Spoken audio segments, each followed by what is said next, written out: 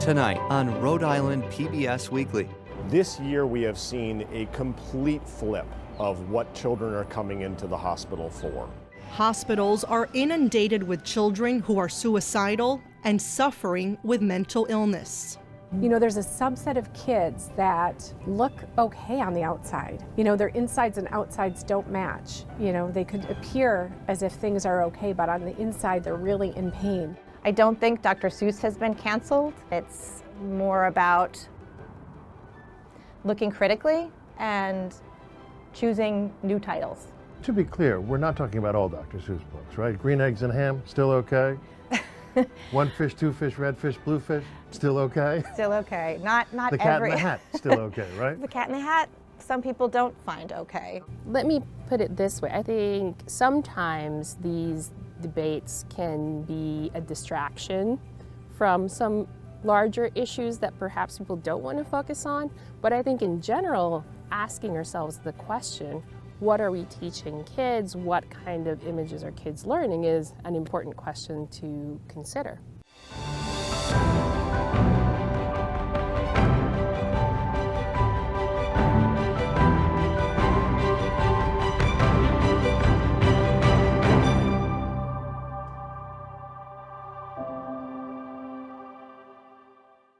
Good evening. Welcome to Rhode Island PBS Weekly. I'm Michelle San Miguel. We begin tonight with a look at the mark that the COVID-19 crisis has left on all of us. Mental health experts say they've never experienced anything quite like what they're seeing now. More children and adolescents are struggling with psychiatric conditions. The pandemic has disrupted teenagers' daily lives. It's robbed them of milestones, including graduation, prom, and school trips. Chronic social isolation, anxiety, and depression are leaving many children and teenagers emotionally rattled. Young people in this country are not the only ones silently struggling. The World Health Organization says the pandemic is increasing demand for mental health services worldwide. Mental health professionals say now more than ever, parents need to check in on their children's emotional well-being. It kind of feels like waking up every single day and it's like the same thing, deja vu, and it's very exhausting. It's like repeating and repeating and repeating, and there's nothing really new going about your day. 15-year-old Dejanay Francis is a freshman at Woonsocket High School. This past year, she says, has been a lonely one, attending classes remotely. And sometimes I wouldn't come out of my room for about 8 hours, and it's like I come out of my room sometimes and I see my sisters and I see my family, I'm like, wow, I haven't seen you in the longest. Not only has she felt isolated during the pandemic, Dejanay says she feels emotionally exhausted after a challenging, tumultuous year. She spent a lot of time advocating for the Black Lives Matter movement. She also felt a great deal of self-imposed pressure to graduate middle school with straight A's, and she did. I'm sure you were looking forward to walking on that stage to get your diploma when you graduated from 8th grade. Mm-hmm. You didn't get to do that. Nope. And it was difficult. It's like, wow, this was one of the best years and probably one of maybe the only years that I accomplished a lot.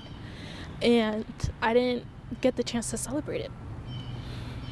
Like so many others, Dejanay missed out on the opportunity to celebrate milestones and also to fully mourn the loss of a loved one. Her grandfather died of COVID-19 early on in the pandemic. It was just a very difficult time because I didn't get to say goodbye, nothing like that. And I just remember 11 p.m. getting a call your grandpa passed, and it was difficult. A lot of kids are suffering. You know, I think a lot of them are socially isolated. They miss their routines. They miss playing with their friends. I think that kids are experiencing a lot of loss right now. Dr. Karen Horowitz is the chief medical officer at Bradley Hospital, a psychiatric hospital for children in East Providence. We've been seeing over the past several years increasing rates of anxiety, increasing rates of depression, and some trends towards having increased suicides in certain populations in certain parts of the country in youth. Dr. Horowitz says the pandemic has only exacerbated the mental health needs among children. We saw patients that had been doing well who needed to come back into treatment. So, maybe I had a patient that I was seeing every 2 months, every 3 months, who now I'm seeing, every other week. Or some patients in the outpatient area that were stable that now needed to even be seen more than once a week to try to keep them from decompensating and needing more services. Many children who are struggling with a mental illness are showing up at Hasbro Children's Hospital. This year we have seen a complete flip of what children are coming into the hospital for. Whereas previously we would see children with influenza, RSV, which is a type of virus, and several other conditions that cause children, for instance, to have fever or get very sick. We are now seeing, and we are inundated with children who are suffering from mental illness directly as a result of the COVID pandemic, school closure, and social isolation. Dr. Brian Alverson is the director of pediatric hospital medicine at Hasbro Children's Hospital. He says the hospital is overwhelmed with adolescents who are suicidal. Schools were such a robust way of knowing whether kids were having mental health issues. School nurses were our antennae and our way of keeping tabs on these children. And virtual learning is taking kids out of an observable setting. So what's happening is it's just deteriorating to the point where they're hurting themselves and they're found having swallowed pills or hurt themselves in some way, or just having decompensated to the point where they're lashing out to their family, to their friends, and they're brought into the emergency room. This scenario isn't unique to Rhode Island. According to the Centers for Disease Control and Prevention, starting in April of 2020, the number of emergency department visits related to children's mental health increased and remained elevated through last October compared to 2019. The CDC says ERs are often the first point of care for children's mental health emergencies. When you look overall at the course of the year, we had, of the roughly 3,600 patients who we hospitalized since the beginning of the pandemic, roughly 900 of them have been children who do not have a strict medical diagnosis but are purely there for psychiatric reasons and awaiting psychiatric placement. So roughly a quarter. There are some weeks when it's 3/4. It really just depends on what's going on. Dr. Alverson says many children who come to Hasbro Children's Hospital with mental health needs are often left waiting for the necessary care because the inpatient psychiatric beds at Bradley Hospital and Butler Hospital are usually at capacity. So is the psychiatric unit at Hasbro. And because there's nowhere else to take them, they come to our hospital. And they're housed in a room where they're getting some psychiatric care, sort of as much as we can do, but they're not really getting their definitive care because we are a medical hospital, unless they happen to get one of the psychiatric beds. And those children just have to wait. And that in of itself is really sad because they're really there for their psychiatric concerns, and the crush is so severe on all the psychiatric hospitals in our state that some children just have to wait for their turn. And the wait can range from how many days? It can be, we plan to admit you and at the last minute a bed opened up and you don't actually go, up to, I've seen 10 days. During this pandemic? Yes. Dr. Horowitz is also concerned about how long children are waiting. Each day they wait is very challenging for the child, for the family, and for the treatment teams who are unable to provide them the full complement of treatment that we can provide them in a psychiatric bed. Part of the challenge, Dr. Horowitz says, is that there's a national shortage of child psychiatrists and child therapists.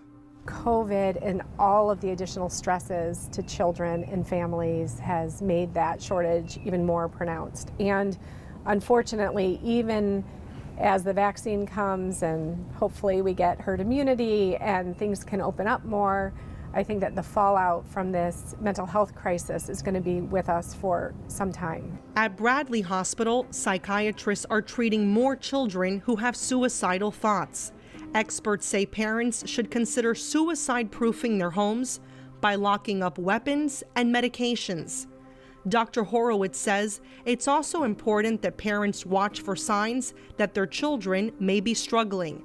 It could be a change in their children's sleep pattern, their appetite, their mood. They could also have physical symptoms like headaches and body aches. Listen to your children, watch them, you know them the best. You know, there's a subset of kids that look okay on the outside. You know, their insides and outsides don't match. You know, they could appear as if things are okay, but on the inside, they're really in pain. Dejanay recognizes the toll the pandemic has taken on her. She decided to start seeing a therapist after she says she was struggling with making and keeping friends. You can't really show your emotions to them virtually. So when you tell them like, hey, you did this and this bothered me, it's like they automatically think that, you know, you're mad at them or you're setting a type of attitude towards them. Donna Veer Hamilton works with children and families as a licensed clinical social worker for Community Care Alliance, a nonprofit in Woonsocket. She says providing care for the whole family is critical at this time. I think for parents, they're being affected by this too, because either they can't go to work because now they have to homeschool their kids, or some of them are losing their jobs because of the pandemic, or they're worried about family members getting COVID. And so parents and children are feeding off of each other's stress. Yeah, in many ways, and there's not a lot of outlets for them to go to. Before COVID-19, Veer Hamilton would visit families in their homes a few times a week. Of course, the coronavirus changed all of that. If we feel comfortable, we might go and meet different kids out in the community. So we might take a walk near where they live. We might go to a park and sit at the park and meet. So we've definitely gotten creative about how we've been able to provide service. She says there are simple steps parents can take at home to help children manage their emotions. What they do is what their kids are going to do. That's a big piece to this. So if you go for a walk to calm yourself down, you're going to teach your child that that's a good soothing technique. If you're throwing glasses across the room in anger, that's what they're going to learn too. So I always impress upon modeling as really important. As more people get vaccinated and re-emerge into society, Veer Hamilton says she's worried about those who haven't yet processed the psychological effects of COVID-19. A lot of the families we work with have been through so much trauma that I almost found that they were complacent in another trauma happening. It was like, okay, another day in the world of our life. Now that things are going to start to calm down in the world and things get back to normal, I think this is where we're going to start to see some of the need. It's almost like, okay, the storm is calm now, and they're realizing what had just happened. Back at Hasbro Children's Hospital, Dr. Alverson is optimistic this wave of mental health needs will slow down once children are back in the classroom. Reopen schools and find ways for kids to socialize, even though they're not going to get vaccinated until the fall, probably.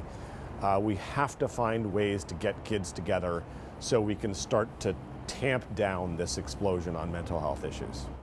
Dejanay doesn't think she'd be seeing a therapist if not for the pandemic, but she doesn't regret it. And you've been going to treatment since October, and you're feeling better because of it? Yeah, definitely. It feels so much better to just talk to someone and have someone like not judge you, and have someone and knowing the fact that they won't go and tell others, and just having that like trust.